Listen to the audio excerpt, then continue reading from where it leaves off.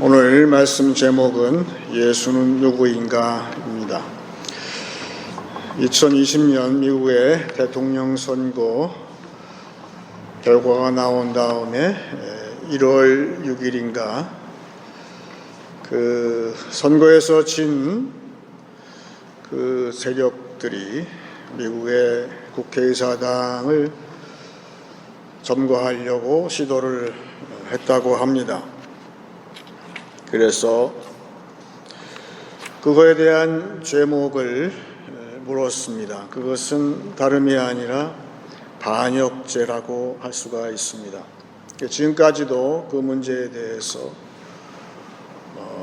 아직 해결이 안 된 것처럼 하는 것은 그만큼 그 죄가 중하기 때문에 그런 것이죠. 한 국가에 권력이 하나가 아니라 둘이 있을 때 그 중에 하나는 반역의 세력이라 할 수가 있는 것이죠. 그래서 그만큼 그것이 중한 형벌이 되는 것인데, 우리가 예수를 믿을 때에 우리 자신은 똑같은 처지가 되는 것입니다. 왜냐하면 우리는 예수를 주님이라고 인정하고 주장하기 때문에 그렇습니다.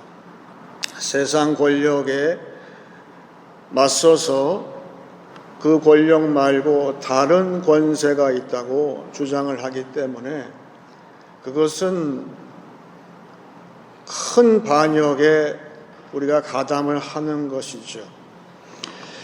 그래서 오래전에 한반도가 남과 북으로 갈라질 때에 북한 공산주의 세력이 등장했을 때에 제일 먼저 처단한 대상은 교회였어요. 왜냐하면 한 국가에 내 권력 말고 다른 권세가 있다고 주장하는 그 세력을 용납할 수 없기 때문에 북한의 세력은 교회의 지도자를 먼저 처단을 한 것이죠. 서기 1세기를 살았던 우리 신앙의 선배들은 똑같은 처지가 되어서 벌써부터 로마의 권력 말고 다른 권세가 있다고 주장했을 때 저들은 순교를 당했어요. 근데 그 출발은 우리 예수님이셨어요. 예수님이 당하고 예수님께서 쓰신 제목은 정확하게 반역죄였어요. 가이사 말고 다른 왕이 있다고 했을 때에 그것은 십자가의 형으로 그것은 처단을 한 것이죠. 똑같이 우리 보고 하시는 말씀이 있는 것은 너희도 세상에서 핍박을 당하고 또한 순교할 각오가 되어 있느냐 묻고 계시는 거예요. 우리가 단지 예수님을 참 훌륭한 선생님이다 혹은 상담가다, 또 요사이 얘기 나온 것처럼 참 용한 도사와 같다, 그렇게 주장할 때에는 별 문제가 없어요. 하지만 내가 예수님을 나의 주님, the Lord라고 주장하기 시작할 때에는 그것도 세상 권력에 맞서서 하늘의 권세가 있으신 예수님의 권세가 있다고 주장할 때에는 그건 다른 문제가 되는 거예요. 그래서 예수님께서 말씀하신 것은 너희도 너희 십자가를 지고 나를 따라와 했을 때에는 그것은 심각한 결정이 되는 것이죠. 예수님은 누구입니까? 예수님은 나의 주님이에요. 그것은 대단한 세상에 대한 도전이 아닐 수가 없는 것이죠. 근데 그 주님은 권력이 있으시고 권세가 있으세요. 예수님의 권세가 그럼 내 권세가 된다는 것이 가장 믿는 자로서 가장 중요한 것이죠. 예수님을 단지 구호로 외칠 때에는 아무 문제가 없어요. 하지만 예수님의 권력이 나의 권력이 될 때에는 다른 문제가 되는 거예요. 세상 권력과 또 그 뒤에 배경이 있는 어둠의 권세 잡은 자하고의 충돌이 발생할 수밖에 없는 것이죠. 흔히 하는 말로 세상 권력은 어디에서 나오는가? 한동안 유행했던 것처럼 권력은 총구에서 나온다 그랬어요. 총에서 나온다는 거예요. 과연 그럴까요? 우리가 아는 에스더 삼촌 모르드게가 한 가지 에스더 조카한테 가르치지 못한 교육이 발생을 했어요. 곱게만 키워서 이쁘게 키워서 왕비가 되었지만 이제 민족적으로 위기를 당했어요. 조용하면 좋은데 그럴 때가 나오는 거지요. 그래서 모르드게가 이제 그 교육을 하는데 그것은 무엇인가?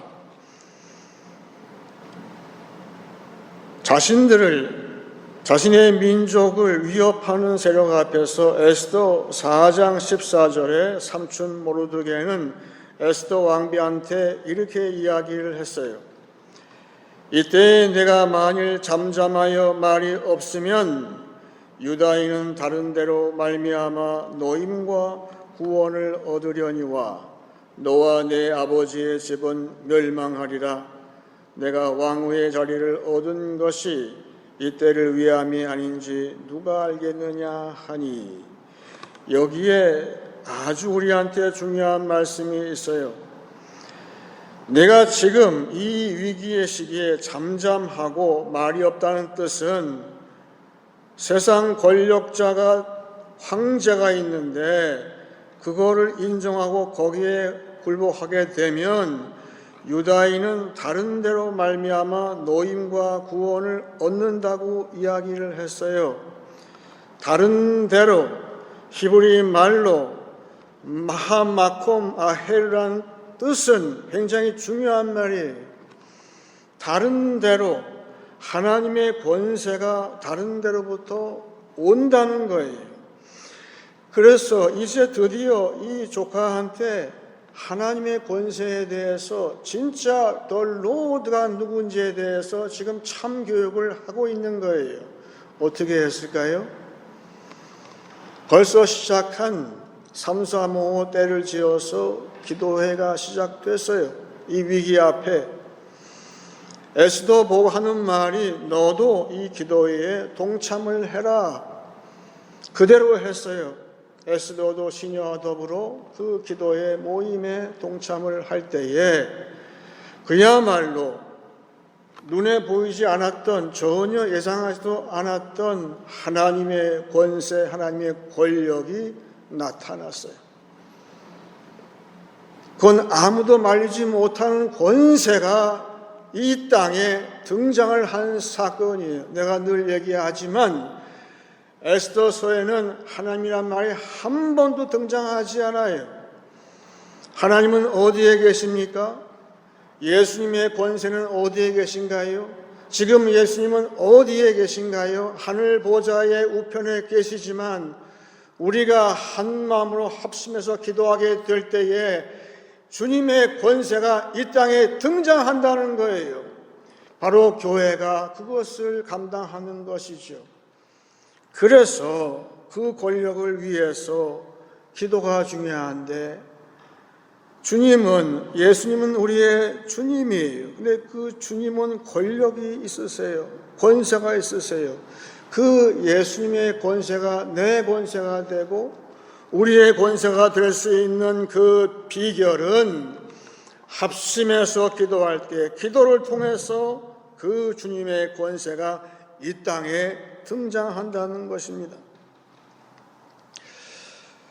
그 사막의 성자 안토니가 이제 기도 생활을 하려고 사막으로 들어갔어요.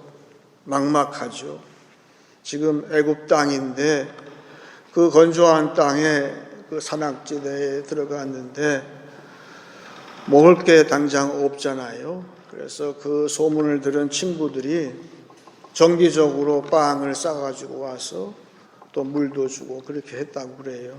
그러니까 이 안토니가 너무 미안해서 번거로우니까 그러지 말고 자네들 수고가 너무 심하니 나한테 그 곡물의 씨앗을 다오. 그랬더니 그 곡식의 씨앗을 전달했어요. 호미도 같이 주고. 그래서 땅을 일궈가지고 자기가 먹을 만큼의 그 양식을 얻어서 생활을 했다는 거예요. 그런데 종종 나그네가 방문을 했다는 거예요. 그래서 나그네들 방문할 때에 그분들 먹을 게 없잖아요. 그래서 할 수 없이 더 많은 땅을 이제 일궈서 곡물을 심었는데 잘 됐어요. 많이 수확해서 그 나그네들, 배고픈 기진한 나그네들을 먹일 수 있었다 그래요. 그런데 그 곡식을 심어놨더니만 어디에 살던 동물인지 모르지만 동물떼가 나타나서 그 곡식을 막 앗아가는 거예요. 그래서 안토니가 그 동물 가운데서 한 놈을 딱 잡았어요. 잡아서 하는 말이, 나는 너한테 해 끼친 적이 없는데 너는 나한테 왜 해를 끼치냐? 주님의 이름으로 명령하니까 다시 나타나지 마라. 그랬더니 진짜로 나타나지 않았다는 거예요. 오늘 마가복음 11장을 하는데 이 마가복음이라는 책은요, 기독교 우리 신앙서적 가운데서 제일 먼저 쓰여진 책이기 때문에 여기는 다른 복음서하고 다른 것이 나타나요. 우리가 볼 때는 제일 처음에 복음서이기 때문에 예수님은 주님이시라고 당당하게 외칠 것 같지만 전혀 그렇지 않아요. 마가복음에는 주님이라는 표현이 거의 나타나지 않아요. 이유를 우리가 짐작할 수 있죠. 당시에 살벌한 로마의 그 권세 앞에서 굉장히 두려워했다는 사실을 알 수가 있어요. 잘못 얘기했다가는 붙들려 갈 테니까. 그래서 로마 황제가 엄연히 더 로드 주인데 따로 예수가 주라는 말을 할 수가 없기 때문에 마가복음에는 예수님을 주님이라고 한 적이 거의 없어요. 그냥 예수 혹은 선생님, 랍비 그렇게 표현을 했어요. 그런데 오늘 11장에 오늘 본문 말고 그 전에 처음으로 예수님이 자기 자신을 주라고 이야기를 한 게 나와요. 그것이 오늘 11장 본문 전에 있는 말씀이에요. 그것은 예수님께서 이 나귀한테 가서 주님이 쓰겠으니까 나귀를 보내라, 그런 것을 제자들한테 명령을 한 그 장면이에요.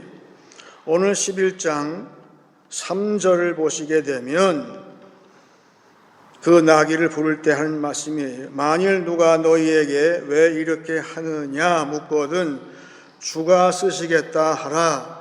그리하면 즉시 이리로 보내리라 하시니.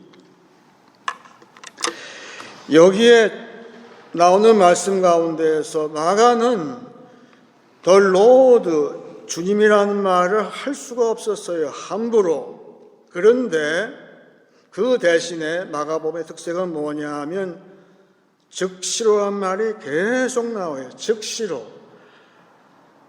예수님께서 명령하실 때에 즉시로 병자가 나고 즉시로 말을 듣고 즉시로 모든 것이 이행된다는 말이 거듭거듭 나와요. 여기도 나와요. 지금 그 당나귀는, 원래 나귀는 고집이 센 동물로 우리가 보통 이야기를 하지만 마치 우리처럼 이방인을 비유하는 것으로 마가는 썼을 거예요.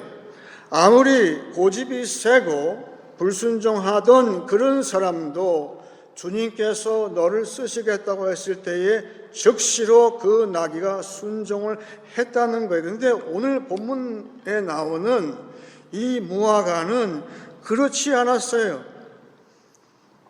지금 때가 아닌데 어떻게 하고선 그걸 순종하지 않았다는 거예요. 여러분, 예수님은 주님이시고 주님은 권세가 있으시고 주님께서 나를 지금 부르세요. 그럴 때에 이 나귀처럼 내가 즉시로 순종할 때 내가 쓰임 받거니와 내가 그렇지 않고 순종하지 않을 때에는 무화과라는 것은 이스라엘의 상징이잖아요. 상징나무잖아요. 아무리 믿음이 좋다 한들 예수님께서 지금 부르실 때에, 지금 필요하다고 부르실 때에 그것을 주저할 때 잠깐 주저할 때 주님께서는 쓰실 수 없다는 사실을 알 수가 있어요. 왜? 주님은 만유의 주님이시고 안토니에게처럼 동물들도 주님의 명령이라면 순종을 했을진데 우리 자신도 지금 예수님께서 나를 부르실 때에, 나를 찾으실 때에 내가 즉시로 순종하는 것, 그것이 예수님께 쓰임받는 길이라는 사실을 알 수가 있는 것이죠. 토론토에 말이에요, 개들을 많이 키우더라고요. 그래서 심지어는 개들만 이렇게 모아서 뛰놀게 하는 공원도 있어요. 도처에 있어요. 개 공원이죠. 거기 가게 되면 진짜 그야말로 개판이에요. 근데 개를 키우는 사람들 말 들어보게 되면 개가 주인이 이제 공이나 나뭇가지를 던지면 잽싸게 가가지고 그걸 물어온다는 거예요. 거기까지는 주인의 말을 잘 들어요. 그런데 그 입에 물려있는 공과 그 나뭇가지를 내가 빼려고 할 때는 그 개가 저항을 한다는 거예요. 금방 안 준다는 거예요. 우리도 주님의 명령을 순종한다고 하지요. 주님은 나의 주인이시고 주님의 명령이라면 모든 것을 다 순종할 각오가 되어 있다고 말을 하지만 어떤 부분에 가가지고 내가 도저히 그것을 순종하지 못하는 경우가 왕왕 있게 되는데, 마가복음 그 전에 4장 41절 보게 되면 제자들이 예수님의 말씀을 잘 들었어요. 아, 우리 선생님 참 훌륭하시다. 좋은 말씀 잘 들었다. 그 티처라고 인정을 했어요. 그런데 그 다음에 배를 탔는데 배가 막 뒤집힐 정도로 풍랑이 불었어요. 예수님이 그 바람을 잠재우셨을 때에 이런 말이 나와요. 마가복음 4장 41절에 그들이 심히 두려워하여 서로 말하되 그가 누구이기에 바람과 바다도 순종하는가 하였더라. 이게 우리 자신이 된다는 거예요. 여기까지는 내가 주님을 이해를 해요.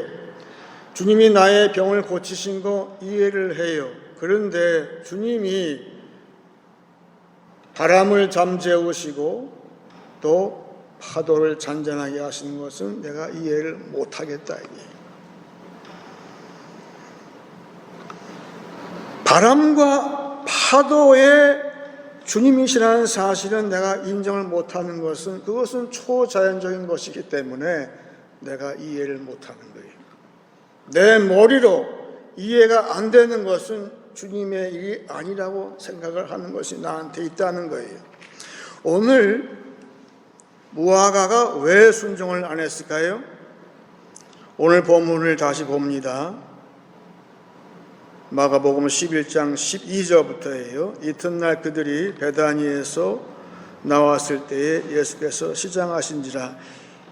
이 문맥을 보니까요, 그 전날에 예수님께서 시간이 없어서 총천걸음으로 나오셨어요. 그래서 그 다음날 이튿날에는 아마도 예수님과 제자들이 아침도 조반도 안 드시고 지금 나왔다는 뜻이에요.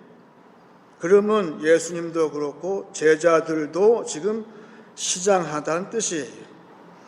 13절에 멀리서 잎사귀 있는 한 무화과 나무를 보시고 그 나무에 무엇이 있을까 하여 가셨더니 가서 보신즉 잎사귀 외에 아무것도 없더라. 이는 무화과의 때가 아님이라 그랬어요.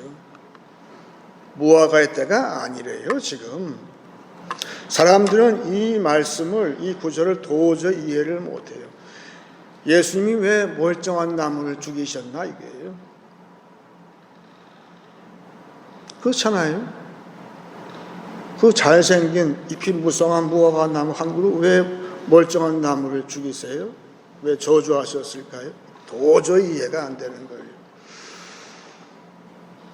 그런데 아까 그 나귀는 한번 생각해 보세요. 즉시로, 지금 마가의 의도가 뭡니까? 즉시로 예수님은 하나님이신데 하나님은 모든 것이 과거, 현재, 미래가 전부 하나예요.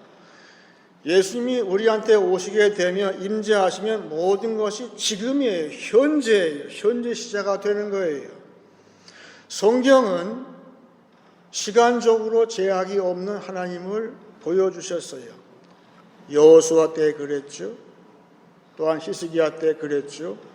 주님은 모든 시간적 제약을 초월하시는 주님이세요. 지금은 초여름인데 무슨 무화과 나무, 무화과 열매가 열려요라고 얘기하는 것이 우리 자신이라면 그 시간을 초월하신 주님을 내가 믿을 때에는 그 순간이 바로 현재가 돼서 무화과 나무 열매가 열린다는 거예요. 그걸 우리가 믿느냐 하는 거예요. 지금 마가는 그걸 얘기하는 거예요. 이 주님을 믿느냐. 그 다음 같은 11장에 이걸 설명하는 게 나오죠. 나중에 그 다음에 보니까 저녁에 보니까 아침에 이야기하신 이 무화과 나무가 다 죽었어요. 뿌리째 말랐어요. 그래서 베드로가 이야기를 하니까 왜 이 랍비가 저주하신 무화과 나무가 죽었습니까? 라고 했을 때 예수님은 그걸 즉답하신 것이 아니라 다른 말씀을 하세요. 기도에 대해서 말씀하시는 거예요. 여기 나오죠. 오늘 11장 23절에 그 이유가 뭐냐? 내가 진실로 너에게 이르노니 누구든지 이 산더러 들려 바다에 던지라 하며 그 말하는 것이 이루어질 줄 믿고 마음에 의심하지 아니하면 그대로 되리라. 무엇을 믿고요? 주님을 믿고 예수는 주라는 사실을 내가 믿고 예수는 모든 것이 만유의 주님이시고 시간도 초월하시고 지금 어떻게 이 산이 공간적으로 이렇게 바다에 던져지겠어요? 하지만 시공간을 전부 초월하셔서 주관하시는 내가 예수님을 주님으로 믿을 때에는 가능하다는 거예요. 왜 예수님은 기도를 강조하셨을까요? 기도하기 전에는 그게 어떻게 가능해? 지금은 무화과의 때가 아닌데 지금은 때가 아니잖아. 자연적 질서의 때가 아닌데 왜 벌써 그걸 달라고 하셨을까? 아니에요. 기도를 하게 되면 예수를 더욱더 이해하게 돼요. 아, 예수님은 뜻이 있으시겠지. 지금 달라고 하실 때는 예수님께서 뜻이 있으므로 기도한 후에는 지금 시공간을 초월하시는 내가 주님을 인정한다는 거예요. 그럴 때 이것이 가능하다는 거예요. 여러분, 예수는 누구입니까? 모든 시간과 공간을 전부 초월하시는 주님이세요. 지금 우리에게 말씀하고 있어요.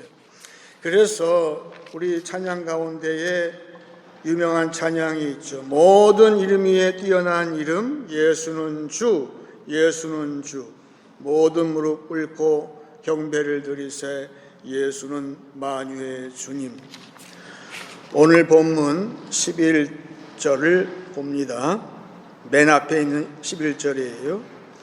예수께서 예루살렘에 이르러 성전에 들어가사 모든 것을 둘러보시고 때가 이미 저물매 12 제자를 데리시고 베다니에 나가시니라.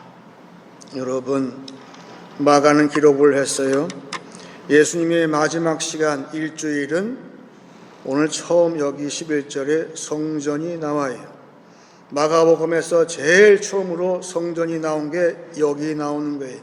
그 뜻은 예수님의 십자가 질 때에 그 시간들 일주일은 성전 중심으로 사셨다는 뜻이에요. 성전에서 가르치시고 성전에서 기도하셨어요. 지금 주님은 어디에 계십니까? 성전에 계세요. 주님은 성전에 지금 계세요. 따라서 이것은 이 일주일은 마치 창세기에서 하나님께서 천지를 창조하실 때 것처럼 새로운 창조를 하시는데 그것은 성전 중심으로 새롭게 지음을 하시는 거예요. 모든 것이 성전 중심으로, 성전에서 말씀이 선포되죠. 성전에서 경배하게 되죠. 성전에서 기도하게 되죠. 여러분, 우리의 신세, 우리의 운명은 분명히 이 세상 권력, 공중의 권세 잡은 자와의 권력과의 싸움인 것을 알아야 합니다. 그것은 주님의 권세로 우리가 싸워서 이기는 거예요.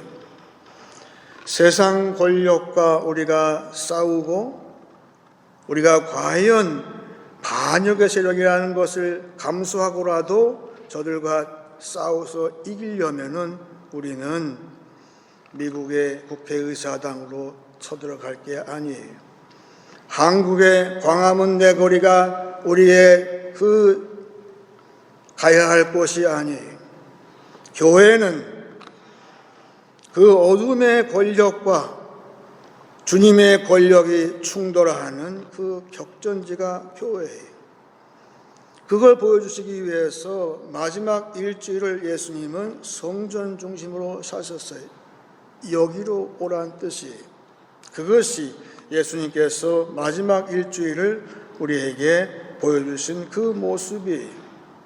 여러분, 세상과의 싸움에서 최대의 반역은 우리가 주님이 계신 성전에 나와서 주의 말씀을 듣고 기도하는 것, 같이 기도할 때에 그 주님의 권세가 우리의 권세가 되는 것입니다. 이제 말씀을 마치겠습니다. 정리하겠습니다. 예수는 누구인가? 나의 주님이십니다. 같이 기도하심으로 주님의 권세가 우리의 권세가 되길 원합니다. 예수님은 천하 만물 모든 상황에서 주님이십니다. 주님께 순종함으로 쓰임받기 원합니다. 성전 기도를 통해서 초월적인 주님 권세 체험하길 원합니다. 성전 중심으로 한 주간 사실 때에 만유의 주님 증거하시길 축원합니다. 이제 313장 찬송하겠습니다.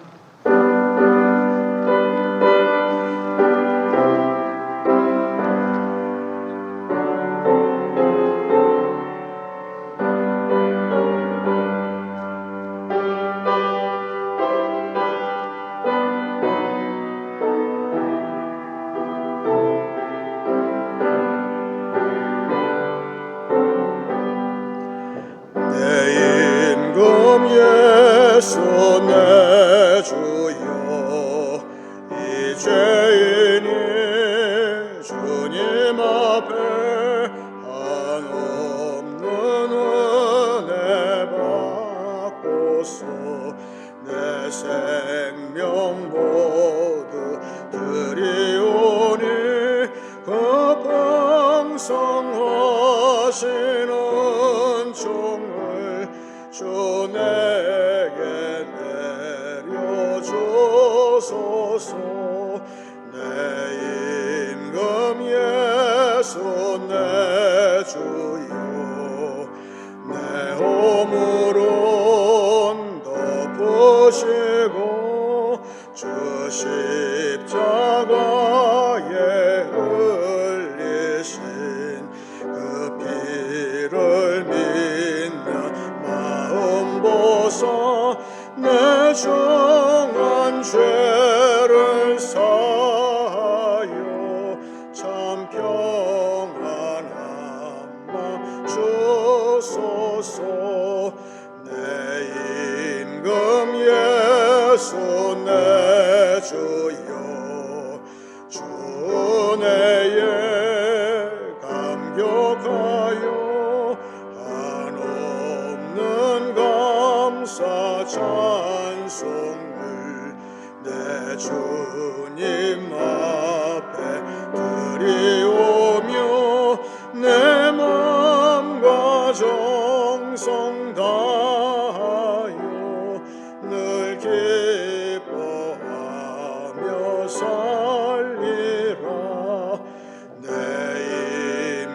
예수 내 주여 이 마음과 이 전한 몸 그 몸의 피로 값주고 주 친히 사신 것이오니 나 이제 사나 죽으나 주 뜻만 따라 살리라.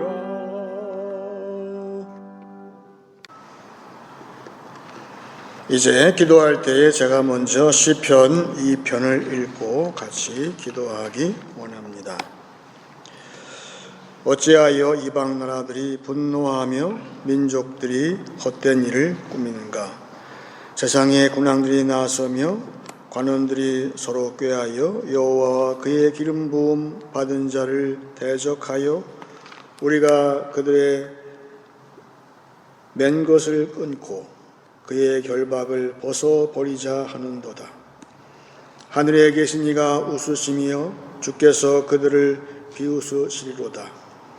그때의 분을 바라며 진노하사 그들을 놀라게 하여 이르시기를 내가 나의 왕을 내 거룩한 산 시온에 세웠다 하시리로다. 내가 여호와의 명령을 전하노라. 여호와께서 내게 이르시되 너는 내 아들이라. 오늘 내가 너를 낳았도다. 내게 구하라. 내가 이방 나라를 내 유업으로 주리니 내 소유가 땅끝까지 이르리로다. 내가 철장으로 그들을 깨뜨리며 질그릇같이 부수리라 하시도다. 그런즉 군왕들아 너희는 지혜를 얻으며 세상의 재판관들아 너희는 교훈을 받을지어다. 여호와를 경외함으로 섬기고 떨며 즐거워할지어다.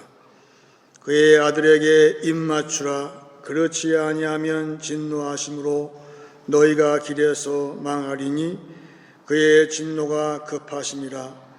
여호와께 피하는 모든 사람은 다 복이 있도다. 다 같이 기도하겠습니다.